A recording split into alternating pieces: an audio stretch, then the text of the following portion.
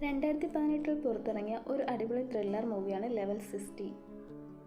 മൂവിയുടെ സ്റ്റാർട്ടിംഗ് കാണിക്കുന്നത് കുറച്ച് പെൺകുട്ടികൾ ഒരുപോലെയുള്ള ഡ്രസ്സൊക്കെ ധരിച്ച് ക്യൂ ആയിട്ട് നിൽക്കുന്നുണ്ട്. എല്ലാവരുടെ കയ്യിൽ ചെറിയൊരു ബോക്സുമുണ്ട്. ഒരു സൈറൻ കേൾക്കുമ്പോൾ ഓരോരുത്തരായിട്ട് വന്ന് മുഖം കഴുകും. അങ്ങനെ ഓരോരുത്തരായിട്ട് മാറുമ്പോൾ പുറകിൽ നിൽക്കുന്ന സോഫി എന്ന പെൺകുട്ടിയുടെ കയ്യിലെ ബോക്സ് താഴെ വീഴും. അവൾക്കാണെങ്കിൽ കാഴ്ചക്കുറവുള്ളതുകൊണ്ട് അവൾ അത് തപ്പി നടക്കുമ്പോൾ മുന്നിൽ നിന്നൊരു പെൺകുട്ടി പെട്ടെന്ന് വന്ന് എടുത്തു കൊടുത്തിട്ട് പോകും. അവളുടെ പേരാണ് വിവിയൻ. ഇതാണ് കഥയിലെ നായിക. വിവിയൻ തിരിച്ചുപോയി നിൽക്കുമ്പോഴേക്കും റെഡ് സൈറൻ അടിക്കും. പെട്ടെന്ന് അവൾ ക്യാമറയിൽ നോക്കി മുഖം വൃത്തിയാക്കുന്നുണ്ടാകും. അപ്പോൾ തന്നെ 2 സെക്യൂരിറ്റി അവളെ പിടിച്ചുകൊണ്ട് പോകും. ഈ സമയത്ത് മറ്റു കുട്ടികൾ ആരും തന്നെ ഒന്നും മിണ്ടാതെ മുഖം തിരിഞ്ഞ് നിൽക്കുന്നുണ്ടാകും. അടുത്ത സീനിൽ കാണിക്കുന്നത് എല്ലാവരും ഒരു റൂമിനകത്ത് TV കാണുവാണ്. ഇപ്പോൾ എല്ലാവരും വലിയ പെൺകുട്ടികളായി. ഇതാണ് വിവിയൻ, ആ സെക്യൂരിറ്റി പിടിച്ചുകൊണ്ട് പോയ പെൺകുട്ടി. ഇവളാണ് നായിക. TVയിൽ ഒരു നല്ല പെൺകുട്ടി എങ്ങനെയായിരിക്കണം, അവളുടെ സ്വഭാവം, വൃത്തി, അങ്ങനെയാണ് ഇവർക്ക് ക്ലാസ് കൊടുക്കുന്നത്. സംഭവം ഇവർക്ക് പുറം ലോകവുമായി യാതൊരു അറിവുമില്ല. ഇവർ വളരുന്ന ഓരോ സ്റ്റേജുകളാണ്. ലെവൽ 1 തൊട്ട് 16 വരെയുള്ളത്. ഇപ്പോൾ 15ആണ് ലെവൽ. അങ്ങനെ ഇവർ കണ്ടുകൊണ്ടിരുന്ന TV പെട്ടെന്ന് സ്റ്റക്കാവും. അങ്ങനെ വേറൊരു 2 പേർ പറയും ഇനിയിപ്പോൾ ക്ലാസ് കഴിഞ്ഞിട്ടുണ്ടാകും. വിവിയൻ പറയും നമ്മൾ സൈറൻ അടിക്കുന്നത് വരെ ഇവിടെ ഇരിക്കണം. അപ്പോൾ തന്നെ വീണ്ടും TV ഓണാവും, ക്ലാസ് തുടങ്ങുന്നു. ശേഷം ഇവരെല്ലാവരും കിടക്കുവാണ്. ആ സമയത്ത് വിവിയ അവളുടെ തലമുടിയിൽ വെച്ചിരുന്ന സ്ലൈഡ് എടുത്ത് ബെഡിന്റെ പുറകിലെ ചുമരിൽ ഓരോ ദിവസവും അടയാളപ്പെടുത്തി വെക്കുന്നു. അടുത്ത ദിവസം ഇവരെല്ലാവരും ഒരു റൂമിൽ ഇരിക്കുവാണ്. ഇവരാരും തന്നെ ഒച്ചയെടുത്ത് സംസാരിക്കില്ല, പരസ്പരം ദേഷ്യപ്പെടാറുമില്ല.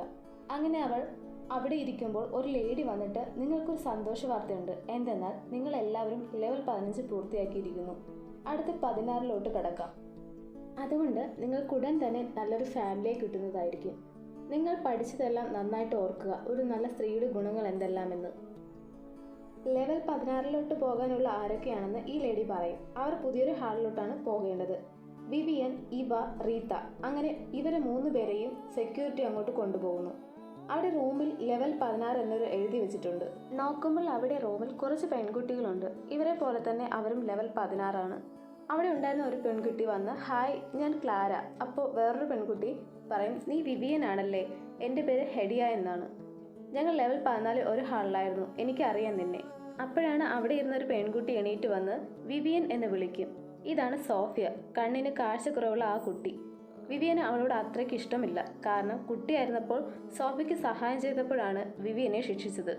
ആ ഒരു ഇഷ്ടക്കുറവാണ് ഇപ്പോൾ ഉള്ളത്. സോഫിയ വിവ് എന്ന് വിളിക്കുമ്പോൾ അവൾ മൈൻഡൊന്നും ചെയ്യില്ല. വിവിയൻ പറയും എനിക്ക് ആദ്യത്തെ നിരയിലുള്ള ആ അവസാനത്തെ കിടക്ക വേണം. എല്ലാ ഹാളിലും അനുസരണയും ക്ഷമയും ശുചിത്വവുമുള്ള ഒരു പെൺകുട്ടി ഉണ്ടാകും. ഇവിടെ അത് ഞാനാണ് എന്ന് പറഞ്ഞ് അവൾ അങ്ങ് പോകും.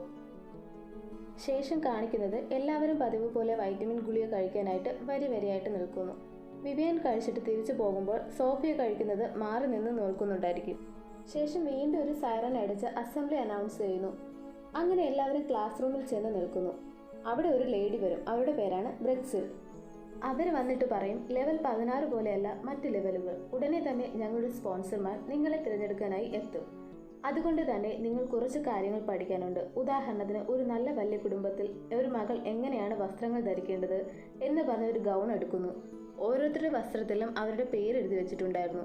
അങ്ങനെ എല്ലാവർക്കും നല്ലൊരു ഡ്രസ്സ് കിട്ടിയതിൻ്റെ സന്തോഷമുണ്ടായിരുന്നു. സത്യം പറഞ്ഞാൽ ഇവർക്ക് വിദ്യാഭ്യാസം കൊടുക്കാതെ എങ്ങനെ വൃത്തിയായ ശരീരം ശ്രദ്ധിക്കണം എന്നുള്ള ക്ലാസ്സുകൾ മാത്രമാണ് ഇവർക്ക് കൊടുക്കുന്നത്. അതുകൊണ്ട് തന്നെ ഇവർക്ക് വായിക്കാനും എഴുതാനും അറിയില്ല. അങ്ങനെ വസ്ത്രമൊക്കെ കൊടുത്ത ശേഷം അവർ കിടക്കാൻ നേരം വിവിയൻ അവരുടെ പേരിൻ്റെ അക്ഷരങ്ങൾ ഓരോന്നായി വായിക്കാൻ ശ്രമിക്കുന്നുണ്ട്. അങ്ങനെ ഇവർ പുതിയ വീട്ടിൽ പോകുമ്പോൾ ശുദ്ധമായി ശ്വസിക്കാൻ കഴിയും, നല്ല വസ്ത്രങ്ങൾ ധരിക്കാം, പിന്നെ ആകാശത്തേക്ക് നോക്കാം, അങ്ങനെയൊക്കെ പറഞ്ഞ് അവർ സന്തോഷിക്കുമ്പോൾ സോഫിയ മാത്രം എന്തോ ആലോചിച്ചിരിക്കുന്നത് കാണാം. ശേഷം അവർ മരുന്നൊക്കെ കഴിച്ച് കിടക്കുന്നു. ആ സമയം സോഫി മാത്രം എണീറ്റ് അവിടെ എല്ലാവരെയും നോക്കുന്നത് കാണിക്കുന്നു. ശേഷം വിവിയൻ തുണി കഴുകിക്കൊണ്ടിരിക്കുമ്പോൾ അവിടേക്ക് സോഫിയ വന്നിട്ട് നീ വൈറ്റമിനുകൾ കഴിക്കരുത്, എങ്കിലേ നിനക്ക് ഇവിടെ നടക്കുന്ന കാര്യങ്ങൾ അറിയാവൂ. അപ്പോൾ തന്നെ ഇവ വിവിയനെ വിളിച്ചുകൊണ്ട് പോകുന്നു. ഇവളുടെ പേരാണ് ഇവ. ശേഷം വിറ്റാമിൻ കഴിക്കാനുള്ള സമയം എല്ലാവരും വന്ന് നിൽക്കുന്നു. സോഫി പറഞ്ഞതുകൊണ്ട് തന്നെ വിവിയൻ അതിനെ വായിൽ വെച്ചിട്ട് ആരും കാണാതെ ബാത്റൂമിൽ കൊണ്ടുപോയി കളയുന്നു. അങ്ങനെ എല്ലാവരും കിടക്കുന്ന ടൈമിൽ വിവിയൻ അടുത്ത് കിടക്കുന്ന ഒലീവയ്ക്ക് ഗുഡ് നൈറ്റ് പറയുമ്പോൾ അവൾ അറിയില്ല. അപ്പോഴേക്കും ഉറങ്ങിയിരുന്നു. അങ്ങനെ സോഫി വന്നിട്ട് പറയും അവരാരും തന്നെ ഉണരില്ല, നല്ല ഉറക്കത്തിലാണ്, കഴിക്കുന്ന വൈറ്റമിനുകൾ അവരെ നല്ല ഉറക്കത്തിലാക്കുന്നു. സോഫി പറയും ആരെങ്കിലും വന്നാൽ ഉറങ്ങുന്ന പോലെ കിടക്കാവൂ എന്ന് പറയുന്ന സമയത്ത് തന്നെ ആരോ വരുന്നത് ശബ്ദം കേട്ട് രണ്ടുപേരും ഓടിപ്പോയി കിടക്കും. വാതിൽ തുറന്ന് ആ ലേഡിയും 2 സെക്യൂരിറ്റിയും വരുന്നു. എന്നിട്ട് 2 പെൺകുട്ടികളെ കാണിച്ചിട്ട് അവരെ കൊണ്ടുവരാൻ പറയും. അതിലൊന്ന് വിവിയൻ ആയിരുന്നു.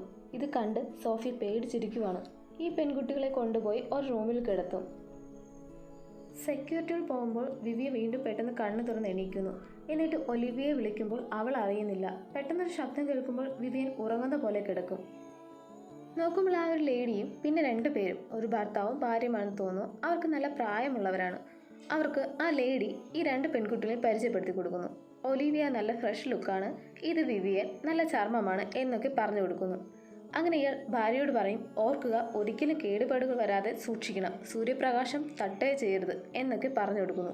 ശേഷം ബ്രിക്സിൽ പറയും ഞാൻ വേണമെങ്കിൽ വേറെ കാണിച്ചു തരാം, നിങ്ങൾക്ക് ഏതാണെന്ന് തിരഞ്ഞെടുക്കാം. അപ്പോൾ പ്രായമുള്ള വൃദ്ധ പറയും വേണ്ട എനിക്കിതും മതി. ഏത് ഒലിവിയ മതി എന്നാണ് അവർ പറയുന്നത്. എന്നിട്ട് അവർ ഭർത്താവിനോട് പറയും പണം കൊടുക്കുക, വേണമെങ്കിൽ വില പേശാം, ഞാൻ തിരിച്ചു പോകുന്നു. എന്നിട്ട് അങ്ങ് പോകും. വിവിയനെ തിരിച്ച് റൂമിൽ കൊണ്ട് കിടത്തിയ ശേഷം റീത്ത എന്ന പെൺകുട്ടിയെ എടുത്തുകൊണ്ട് പോകുന്നു. അവർ വാതിലടച്ച് പോയ ശേഷം സോഫിയ ഓടി വന്നിട്ട് വിവിയനോട് നിനക്ക് എന്തെങ്കിലും പറ്റിയോ? വിവിയൻ പറയും അവൾ നമ്മൾ ദത്തെടുക്കാൻ വന്നവരല്ല, വാങ്ങാൻ വന്നവരാണ്. സോഫി പറയും ഇതാണ് നമുക്ക് ഇവിടുന്ന് രക്ഷപ്പെടാൻ പറ്റിയ അവസരം, നമുക്ക് ഇവിടുന്ന് പോകണം. വിവിയൻ ചോദിക്കും എവിടെ പോകും, നിനക്ക് വട്ട, പുറത്താണെങ്കിൽ വിഷവായുവാണ്, അപ്പോൾ പുറത്തിറങ്ങാൻ പറ്റില്ല, നിനക്ക് മനസ്സിലാകുന്നില്ലേ ഇവിടെ എന്താണ് നടക്കുന്നത്? സോഫി പറയും. അപ്പോൾ ആരോ വാതിൽ തുറക്കുന്നത് കേട്ട് സോഫി പോയി കിടക്കും. ബ്രിക്സ് സെക്യൂരിറ്റിയുമായി വന്ന് സോഫി എടുത്തുകൊണ്ട് പോകും. പോയ ശേഷം വിവിയൻ വാതിൽ തുറന്ന് നോക്കുമ്പോൾ അവിടെ ആരെയും കാണില്ല. അവിടെ നോടി മറ്റൊരു റൂമിന് മുന്നിൽ വന്ന് നിൽക്കുമ്പോൾ ബ്രിക്സിൽ വരും. അവർ ആരോടോ സംസാരിച്ചുകൊണ്ട് നിൽക്കുന്നത് കാണാം. സെക്യൂരിറ്റി ഒരു പെൺകുട്ടിയെ കൊണ്ട് പോകുന്നത് കാണാം. അവർ പോയ ശേഷം ആ റൂം തുറക്കാൻ നോക്കുമ്പോൾ വിവിയനെ കൊണ്ട് പറ്റുന്നില്ല. അവൾ വലിച്ചൊക്കെ പിടിച്ചിട്ടും പറ്റുന്നില്ല. ആരോ നടക്കുന്ന ശബ്ദം കേട്ട് അവൾ പെട്ടെന്നോടി അവളുടെ റൂമിൽ പോകും. അവിടെ ഒന്നും അറിയാത്ത പോലെ കിടക്കും. ശേഷം വാതിൽ തുറന്ന് സെക്യൂരിറ്റി നമ്മുടെ സോഫിയെ തിരിച്ചു കൊണ്ടുവന്ന് കിടത്തും.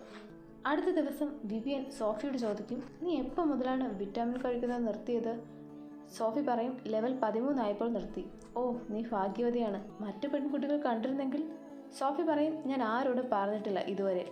ഓ നല്ലത്, ഒന്നും കണ്ടില്ല എന്ന് വെച്ച് തലതാഴ്ത്തിയാൽ മതി എന്ന് വിവിയൻ പറയും. സോഫി പറയും അവർ നമുക്ക് മയക്കുമരുന്നുകളാണ് തരുന്നത്. അതെ അത് തെറ്റ് തന്നെയാണ്, എനിക്കറിയാം, ഒരുപക്ഷെ എന്തെങ്കിലും കാരണമുണ്ടാകും എന്ന് പറഞ്ഞിട്ട് വിവിയൻ അവിടെ നിന്ന് പോകും. ശേഷം ഇവർക്കായിട്ടൊരു ഡോക്ടറുണ്ട്. വിവിയൻ ഡോക്ടറിനെ കാണാൻ വരുമ്പോൾ ചെക്ക് ചെയ്ത ശേഷം ഒരു വാക്സിൻ എടുക്കുന്നുണ്ട്. എന്നിട്ട് ഡോക്ടർ ചോദിക്കും നിനക്ക് എന്തെങ്കിലും ചർമ്മപ്രശ്നങ്ങളുണ്ടോ, അല്ലെങ്കിൽ മുഖക്കുരു, അതോ വരണ്ടതുപോലെ അങ്ങനെ എന്തെങ്കിലും? ഓ അങ്ങനെയൊന്നും ഇല്ല ഡോക്ടർ എന്ന് പറഞ്ഞിട്ട് വിവിയൻ അവിടെ നിന്ന് പോകുന്നു. അടുത്ത സീനിൽ ഇവർ TV കാണുകയാണ്. അങ്ങനെ എല്ലാ ദിവസവും ഇല്ല, അതും എപ്പോഴും ഈ ഒരൊറ്റ സിനിമ തന്നെയാണ് കാണിക്കുന്നത്. അവർ അതിലെ സംഭാഷണങ്ങൾ പോലും കാണാതെ പഠിച്ചു. അങ്ങനെ ഇവർ എന്തോ ഗെയിമൊക്കെ കളിക്കുന്ന സമയത്ത് ഒരു പെൺകുട്ടി പെട്ടെന്ന് വോമിറ്റ് ചെയ്യുന്നു. ശേഷം സോഫിയും കുട്ടി അവൾ ഡോക്ടറിനെ കാണിക്കുന്നു. തിരിച്ചു വരുമ്പോൾ അവളുടെ കൈ നോക്കുമ്പോൾ വികൃതമായിരിക്കുന്നു. പെടുന്നവൾ എനിക്ക് കുഴപ്പമൊന്നുമില്ല, ഞാൻ ഓക്കെയാണ്, ഡോക്ടർ എനിക്ക് മരുന്നൊക്കെ തന്നു എന്ന് പറഞ്ഞിട്ട് പെട്ടെന്ന് അവിടെ നിന്ന് പോകും. ശേഷം സോഫിയ വിവിയൻ്റെ അടുത്ത് പോയി നമുക്കിവിടെ നടക്കുന്നതെല്ലാം ബാക്കിയുള്ളവർക്ക് കൂടി പറയണം. വിവിയൻ പറയും അവരൊന്നും നമ്മൾ പറയുന്നത് വിശ്വസിക്കില്ല, നമുക്കൊരു നല്ല പ്ലാൻ വേണമെന്ന് സോഫിയ പറയും. അങ്ങനെ ഇവരെല്ലാവരും TV-യിൽ ചർമ്മത്തെക്കുറിച്ചുള്ള ക്ലാസ്സുകളാണ് കാണുന്നത്. ശേഷം വിവിയൻ ഡോക്ടറിനെ കാണാൻ പോകുന്നു. വിവിയന് വാക്സിൻ എടുക്കുമ്പോൾ അവൾ ഡോക്ടറിനോട് പറയും വാക്സിൻ എടുക്കുമ്പോൾ മറ്റു പെൺകുട്ടികൾക്കൊക്കെ എന്തൊക്കെ അസുഖങ്ങളും വരുന്നുണ്ട് ഡോക്ടർ. ഡോക്ടർ ചോദിക്കും നിങ്ങൾക്ക് എന്തെങ്കിലും പ്രശ്നം വരുന്നുണ്ടെങ്കിൽ അത് ബ്രിക്സിനെ അറിയിക്കാം. അപ്പോൾ വിവിയൻ പറയും ഇല്ല, അവർ ഞങ്ങളെ സഹായിക്കില്ല, അവർ ആ ഗുണ്ടകൾക്കൊപ്പമാണ് എപ്പോഴും. ഇത് കേട്ടപ്പോൾ ഡോക്ടറിനൊരു സംശയം. വിവിയൻ നീ തരുന്ന വൈറ്റമിൻ കഴിക്കാറുണ്ടോ എന്ന് ചോദിക്കും. അവൾ അതെ ഞാൻ കഴിക്കാറുണ്ട് ഡോക്ടർ. ശേഷം അയാൾ അവൾക്കൊരു ഇഞ്ചക്ഷൻ കൊടുത്ത ശേഷം അവൾക്കത് മയക്കം വരുന്ന പോലെയൊക്കെ തോന്നും. അവൾക്കാണെങ്കിൽ ആകെ ഒരു കിറങ്ങിയ അവസ്ഥയാണ്. അവിടെ നിന്ന് എങ്ങനെയൊക്കെയോ പോയി റൂമിലെത്തുന്നു. അവിടെ ഓരോരുത്തരും അവരുടെ ആക്ടിവിറ്റികൾ ചെയ്തുകൊണ്ടിരിക്കും. അവിടെ വിവിയനെ കാണാൻ സോഫിയ വരും. സോഫിയ വിവിയനെ കൂടി എന്തൊക്കെയോ സംസാരിച്ചുകൊണ്ടിരിക്കും. അത് ഇവ കേൾക്കും. ഇവ മറ്റൊരു പെൺകുട്ടിയെയും കൂട്ടി ബ്രിക്സലിനെ വിളിച്ച് കംപ്ലൈൻറ്റ് ചെയ്യാനായിട്ട് പോകും. കാരണം ഇവിടുത്തെ രീതിയിൽ ഇങ്ങനെ ഇരുന്ന് രഹസ്യം പറയാൻ പാടില്ല, ദേഷ്യപ്പെടാൻ പാടില്ല, ഒച്ച എടുത്ത് സംസാരിക്കാൻ പാടില്ല, അങ്ങനെയൊക്കെ ചെയ്യുന്നത് തെറ്റാണ്. എപ്പോൾ കണ്ടാലും അത് റിപ്പോർട്ട് ചെയ്യണമെന്ന് ബ്രിക്സൽ ഓൾറെഡി ഇവരെ അറിയിച്ചിട്ടുണ്ടായിരുന്നു. അങ്ങനെ അടുത്ത് നിൽക്കുന്ന പെൺകുട്ടി, ഞാൻ ഇതുവരെ ഇങ്ങനെ റിപ്പോർട്ട് ചെയ്തിട്ടില്ല, നമ്മളിങ്ങനെ ചെയ്യണോ? അതെ, ഇത് നമ്മുടെ ഉത്തരവാദിത്തമാണ്. തെറ്റ് കണ്ടാൽ അറിയിക്കണം. നമ്മൾ നിയമങ്ങൾ പാലിക്കുന്നവരാണ്. അങ്ങനെയുള്ളവരാണ് നല്ല കുടുംബങ്ങൾ തിരഞ്ഞെടുക്കുന്നത് എന്നൊക്കെ ഇവ പറഞ്ഞു കൊടുക്കും. ഇത് നമ്മൾ അറിയിക്കണം എന്ന് പറഞ്ഞ് കംപ്ലൈൻറ്റ് ചെയ്യുന്നു. ശേഷം അസംബ്ലിയാണ്. എല്ലാവരും വന്നു നിൽക്കുന്നു. അവിടെ ബ്രെക്സിൽ വന്ന് നമ്മുടെ വിവിയനെ വിളിച്ചുകൊണ്ട് പോകുന്നു. പോയി ഒരു പൊക്കം കുറച്ച് ചെറിയൊരു മുറിയിൽ അടച്ചിടുന്നു. എന്നിട്ട് പറയും, ഇതാണ് നിനക്കുള്ള ശിക്ഷ. നീ നല്ല അനുസരണ കാണിക്കുമെങ്കിൽ നിന്നെ നാളെ രാവിലെ തന്നെ പുറത്തിറക്കാം. അല്ലാന്നാണെങ്കിൽ നിന്റെ ജീവിതാവസാനം വരെ ഇതിനുള്ളിൽ തന്നെ കിടക്കാം. ശേഷം അവർ അവരുടെ റൂമിൽ പോകുന്നു. അപ്പോഴാണ് കാണിക്കുന്നത് ഈ ഡോക്ടറും ബ്രെക്സും കൂടി സംസാരിക്കുന്നത്. സത്യം പറഞ്ഞാൽ പ്ലാൻ മുഴുവൻ ഇയാളുടേതാണ്. ഓരോ കുഞ്ഞുങ്ങളെയും ഇവിടെ കൊണ്ടുവന്ന് വളർത്തി ചർമ്മത്തിനൊരു കേടുമുണ്ടാകാതെ നോക്കും. ശേഷം ഇവിടെ വലിയ കോടീശ്വരന്മാരുണ്ട്. അവർക്ക് വേണ്ടിയാണ് ഈ കുട്ടികളെ ഇങ്ങനെ നോക്കുന്നത്. കാരണം പ്രായമായവർക്ക് യുവത്വമുള്ള ചർമ്മം വേണം. അതിനുവേണ്ടി ഈ കുട്ടികളെ ഉപയോഗിക്കുന്നു. ഇവർക്ക് വിദ്യാഭ്യാസവുമില്ല. മാത്രമല്ല ഇവിടെ നിന്നും ആരും പുറത്തിറങ്ങിയിട്ടുമില്ല. ഈ മുറികൾക്കുള്ളിൽ മാത്രമേ അവർക്കറിയാവൂ. പുറത്ത് വിഷവായു ആയതുകൊണ്ട് പുറത്തേക്ക് ഇറങ്ങാൻ കൂടി കഴിയില്ല എന്നാണ് കുട്ടികൾ കരുതുന്നത്. എന്നാൽ സോഫിയയ്ക്ക് ഇതറിയില്ലെങ്കിലും ഇവൾക്ക് ഇവിടെയുള്ള ആരെയും തന്നെ വിശ്വാസമില്ല. അവൾ വർഷങ്ങൾക്ക് മുന്നേ തന്നെ ഇവിടെ നിന്ന് പുറത്തു കടക്കാൻ പ്ലാൻ ചെയ്യുന്നുണ്ടായിരുന്നു. ശേഷം വിവിയനെ കാണിക്കുമ്പോൾ പാവം അവൾ എന്തൊക്കെയോ ആലോചിച്ച് ആ മുറിക്കുള്ളിൽ കിടക്കുന്നു. ഇവിടെ സോഫിയ ഒരു കയറുണ്ടാക്കുന്നു.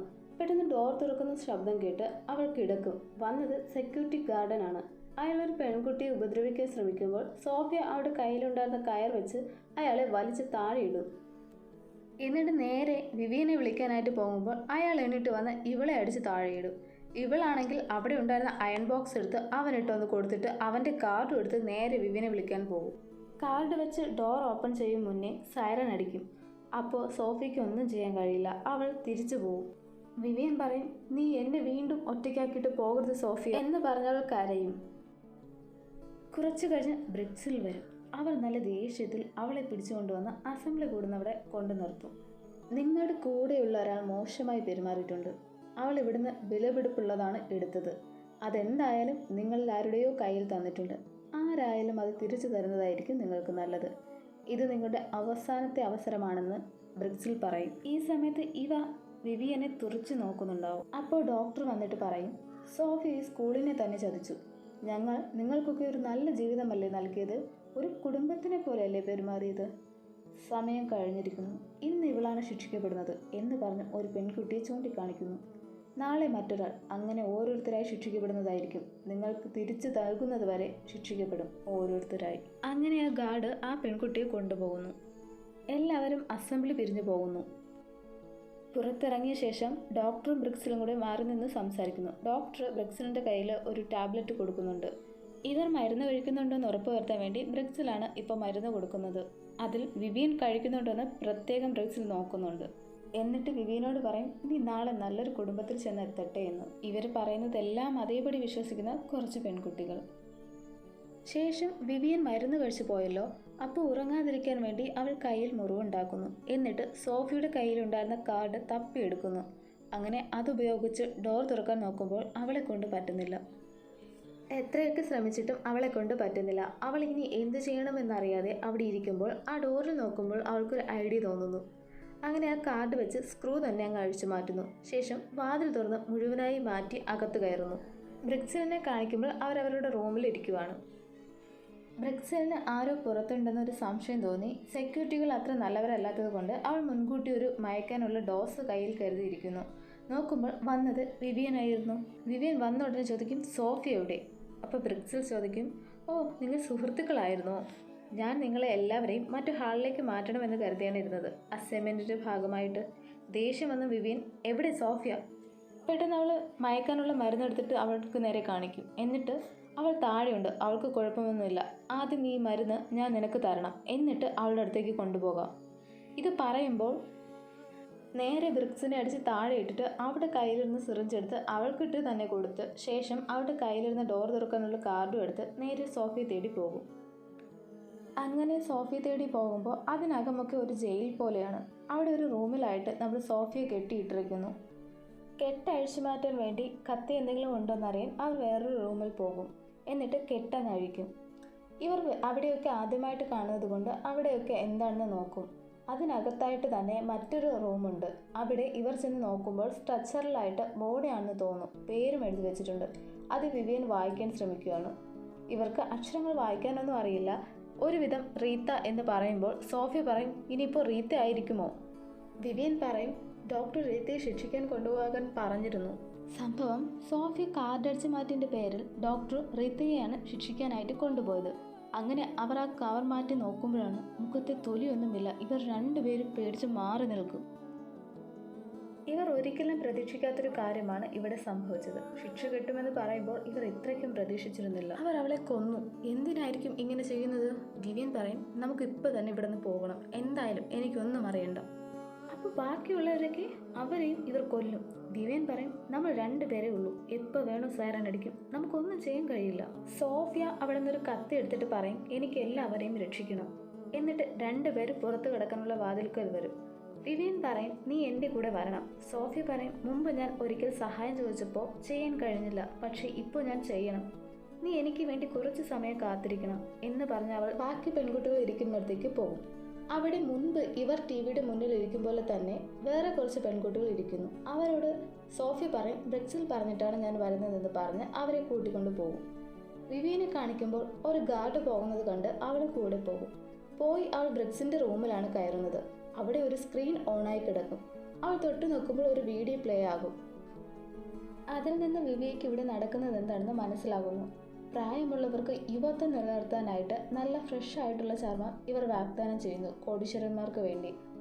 അതിനു വേണ്ടിയാണ് ഇവരുടെ ചർമ്മം സംരക്ഷിക്കുന്നതെന്ന് വിവിയന് മനസ്സിലാകുന്നു. ശേഷം സോഫിയ കാണിക്കുമ്പോൾ അവൾ ബാക്കി എല്ലാ പെൺകുട്ടികളോടും കാര്യങ്ങൾ പറഞ്ഞ് മനസ്സിലാക്കാൻ ശ്രമിക്കുന്നു. നമുക്കിവിടെ നിന്ന് പോകണം ഇപ്പോൾ തന്നെ. വേറൊരു പെൺകുട്ടി പറയും, ഡോക്ടർ പറഞ്ഞിരുന്നു നീ ഈ സ്കൂളിനെ വഞ്ചിച്ചു എന്ന്.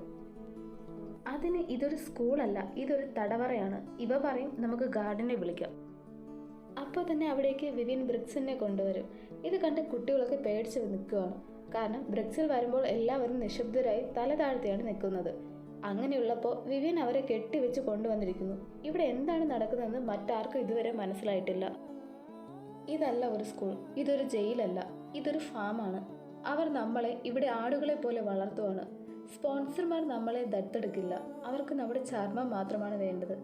അവർ താഴെ കൊണ്ടുപോയിട്ട് ഒരു മൃഗത്തെ പോലെ നമ്മുടെ തൊലി എടുക്കുകയാണ് ചെയ്യുന്നത് എന്ന് വിവിയൻ ബാക്കി പെൺകുട്ടികളോട് പറഞ്ഞു കൊടുക്കുകയാണ്. ഇവ പറയും, അല്ല നീ കള്ളമാണ് പറയുന്നത്. സോഫി പറയും, അല്ല സത്യമാണ്. റീത്ത മരിച്ചു. അവളുടെ ബോഡി ഞങ്ങൾ കണ്ടു. അവളുടെ മുഖം അവർ എടുത്തു. എന്നാൽ ഇവ ഇതൊന്നും വിശ്വസിക്കുന്നില്ല.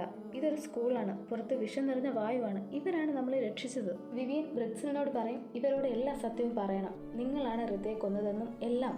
ബ്രിക്സിൽ പറയും, എനിക്ക് നിങ്ങളെ സഹായിക്കാൻ കഴിയില്ല. ഞാൻ ആരെയും കൊന്നിട്ടില്ല.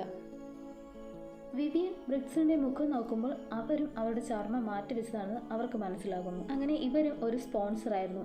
ശേഷം ഇവരെല്ലാവരും കൂടി വിവിയനെ അടച്ചിട്ട് ആ ചെറിയ മുറിയിൽ കൊണ്ട് ബ്രിക്സിലിനെ അടച്ചിടും. നീ ഇവിടെ കിടക്ക്, എന്നിട്ട് എന്താണ് ഒരു സ്ത്രീ വേണ്ടതെന്ന് പഠിക്ക് എന്ന് വിവിയൻ ബ്രിക്സിലിനോട് പറയും. ശേഷം എല്ലാവരും പുറത്തേക്കുള്ള വാതിലിൻ്റെ അടുത്ത് വരും. ആദ്യം ഇവ വാതിൽ തുറക്കും. അപ്പോൾ തന്നെ അലാറം കേൾക്കും. അങ്ങനെ എല്ലാവരും അലേർട്ടാവും. ഇത് കേട്ട് ബാക്കി എല്ലാവരും ഇറങ്ങി പുറത്തേക്ക് വിടും. സെക്യൂരിറ്റി വന്ന് സോഫിയെ പിടിക്കാൻ നോക്കുമ്പോൾ വിവിയൻ വന്ന് അയാളെ അടിക്കും. ഇയാളെ പിടിച്ചങ്ങ് തള്ളുമ്പോഴേക്കും അയാൾ താഴെ വീണ് അപ്പോൾ തന്നെ മരിക്കും. ശേഷം സോഫിയയ്ക്ക് ചെറിയ മുറിവ് പറ്റിയെങ്കിലും അവർ രക്ഷപ്പെടാൻ ശ്രമിക്കുമ്പോൾ പുറകെ സെക്യൂരിറ്റി ഗാർഡുകൾ തോക്കുമായി വരും. വിവിയനും സോഫിയും ഓടി അവിടെയുള്ള മുറിക്കുള്ളിൽ കയറി വാതിലടയ്ക്കും. ബാക്കി പെൺകുട്ടികൾ എല്ലാവരും ഓടി രക്ഷപ്പെടും. സെക്യൂരിറ്റികൾ പുറത്ത് വന്ന് വാതിൽ തല്ലിപ്പൊട്ടിക്കാൻ നോക്കുമ്പോൾ ഡോക്ടർ വരും. എന്നിട്ട്, വിവിയൻ, നിന്നെ ഞാൻ തിരിച്ച് സ്കൂളിലോട്ട് കൊണ്ടുപോകാം. ഡോക്ടർ ഒന്നും അറിയാത്ത പോലെ സംസാരിക്കും. വിവിയൻ പറയും, ഇല്ല, ഞങ്ങൾക്കെല്ലാം മനസ്സിലായി. റീത്തയെ ഞങ്ങൾ കണ്ടുപിടിച്ചു. ഡോക്ടർ പറയും, ഇല്ല, ഞങ്ങൾക്ക് നിങ്ങളെ സഹായിക്കണമെന്നേ ഉള്ളൂ. അല്ല, നിങ്ങൾ എല്ലാവരെയും കൊല്ലുകയാണ് ചെയ്യുന്നത്. അല്ല, ഒരിക്കലുമില്ല. നിന്നെ ദാരിദ്ര്യത്തിൽ നിന്ന് രക്ഷിക്കുകയാണ് ചെയ്തത്. നിന്റെ മാതാപിതാക്കൾ നിന്റെ സന്തോഷത്തോടെയാണ് നിങ്ങളെ വിറ്റത്. വിവിയൻ, നിനക്കൊരു ഭാവിയില്ലായിരുന്നു. നിനക്ക് ഞാൻ ഭക്ഷണം തന്നു, സുരക്ഷ തന്നു, വസ്ത്രം തന്നു. വിവിയൻ, ഞാൻ നിന്നെ സഹായിക്കാം. നീ വാതിൽ തുറക്കൂ. കാണാതായ എല്ലാ പെൺകുട്ടികളെയും തിരികെ സ്കൂളിൽ കൊണ്ടുവരണം. വിവിയൻ, നിന്നെ ഞാൻ സഹായിക്കാം. നീ വാതിൽ തുറന്നാൽ മാത്രം മതി എന്ന് ഡോക്ടർ വിവിയനോട് പറയും. വിവിയൻ പറയും, എനിക്ക് എത്ര വിലയുണ്ട്? അവളുടെ മുഖത്തെ പിടിച്ചുകൊണ്ട് അവൾ ചോദിക്കും. അയാൾ പറയും, ഞാൻ 16 വർഷമായി നിക്ഷേപിച്ചു ആ മുഖത്തിനു വേണ്ടി, അതുകൊണ്ട് അതില്ലാതെ ഞാൻ പോകില്ല. അയാൾക്ക് പെൺകുട്ടികളെ കൊല്ലുന്നതിൽ യാതൊരു പ്രശ്നവുമില്ല. പണത്തിനു വേണ്ടി എന്ത് ചെയ്യുന്ന കുറച്ച് മനുഷ്യർ. വിവിയൻ കയ്യിലുണ്ടായിരുന്ന കത്തെടുത്ത് അവളുടെ മുഖത്തൊക്കെ മുറിവുകൾ ഉണ്ടാക്കുന്നു. ഡോക്ടർ പറയും, അരുത് വിവിയൻ, നീ അത് ചെയ്യരുത്. കാര്യമെന്താ, ഇയാൾക്ക് ഇവരുടെ ചർമ്മം മാത്രമാണ് വേണ്ടത്, അതില്ലാതെ പോകാനും കഴിയില്ല. ഇനിയിപ്പോൾ ഉണ്ടായിരുന്ന പെൺകുട്ടികൾ രക്ഷപ്പെടുകയും ചെയ്തു. ഉണ്ടായിരുന്ന 2 കുട്ടികൾക്കാണെങ്കിൽ മുറിവുകളും പറ്റി. ഇനി അവരെ കൊണ്ട് ഒരു ഉപയോഗവും ഇല്ലാന്ന് മനസ്സിലായി. അങ്ങനെ അവിടെ ഗണ്ണുമായി നിൽക്കുന്ന 2 പേർ ഡോക്ടറിനെ ബലമായി പിടിച്ചുകൊണ്ട് പോകുന്നു. കുറച്ച് കഴിയുമ്പോൾ ഒരു വെടിവെച്ചയും കേൾക്കാം. സംഭവം എല്ലാ കുട്ടികളും രക്ഷപ്പെട്ടു പോയല്ലോ, അതുകൊണ്ട് ഡോക്ടറിനെ അവിടെ വെച്ച് കൊല്ലുന്നു. അടുത്ത ദിവസം രാവിലെ വാതിൽ തുറന്ന് 2 പോലീസ് ഉദ്യോഗസ്ഥർ വരുന്നു. അങ്ങനെ ആദ്യമായി അവർ പുറം ലോകം കാണുന്നു. മഴ, സൂര്യപ്രകാശം, ആകാശം, ഇതെല്ലാം ഇവർ ആദ്യമായി അറിയുന്നു. ഇവിടെ വെച്ച് ലെവൽ 60 എന്ന ഈ സിനിമ അവസാനിക്കുന്നു. കഥ എന്തെന്നാൽ, ഇതൊരു ബോർഡിംഗ് സ്കൂളാണ്. ഇവിടെയുള്ള പെൺകുട്ടികളെ അനുസരണയെയും വൃത്തിയെയും കുറിച്ച് മാത്രം പഠിപ്പിക്കുന്നു. ഒപ്പം അവർക്ക് ദേഷ്യം വരാനേ പാടില്ല. അത് നല്ല പെൺകുട്ടികൾ ചേർന്നതല്ല, പുറത്ത് വിഷവായുവാണ്. അതിൽ നിന്നും ഈ കുട്ടികളെ ഇവർ രക്ഷിക്കുന്നതാണെന്നാണ് ഇവർ പറയുന്നത്. അങ്ങനെ സോഫയ്ക്കുണ്ടായ ഒരു സംശയത്തിൽ ഇവർ 2 പേരും കൂടി ഇതൊരു സ്കൂളല്ല, ഇതൊരു ക്ലിനിക്കാണ് എന്നവർ മനസ്സിലാക്കുന്നു. വലിയ സമ്പന്നരായ ആൾക്കാർ യുവത്വമുള്ള പെൺകുട്ടികളുടെ ചർമ്മത്തിന് വേണ്ടി പണം നൽകുന്നു. അങ്ങനെ റീത്ത മരിച്ചതും കണ്ടെത്തുന്നതോടുകൂടി ഇവർ ഇവിടെ നിന്ന് രക്ഷപ്പെടണം എന്ന തീരുമാനത്തിലെത്തുന്നു. എന്നാൽ സോഫിയ ബാക്കിയുള്ള പെൺകുട്ടികൾ തന്നെ വിശ്വസിക്കില്ല എങ്കിലും അവരെയും കാര്യങ്ങൾ പറഞ്ഞ് മനസ്സിലാക്കി രക്ഷപ്പെടണം എന്ന് പറയുന്നു. അതിനാൽ വിവിയൻ മിസ് ബ്രിക്സലിനെ കൊണ്ടുവന്ന് എല്ലാ കുട്ടികളുടെയും മുന്നിൽ വെച്ച് സത്യം വെളിപ്പെടുത്തുന്നു. അപ്പോഴാണ് ഇവർ ബ്രിക്സലും ചർമ്മം മാറ്റിവെക്കുന്ന ശസ്ത്രക്രിയ ചെയ്തു എന്ന് അറിയുന്നത്. എല്ലാ സത്യം അറിഞ്ഞതോടുകൂടി ഇവർ രക്ഷപ്പെടാൻ തീരുമാനിക്കുന്നു. അങ്ങനെ ഇവരെ റഷ്യയിലെ ഉദ്യോഗസ്ഥർ കണ്ടെത്തി സുരക്ഷിതരാക്കുന്നു. ഈ സിനിമ നിങ്ങൾക്ക് ഇഷ്ടപ്പെടുകയാണെങ്കിൽ ലൈക്ക് ചെയ്യുക, ഷെയർ ചെയ്യുക, സബ്സ്ക്രൈബ് ചെയ്യുക.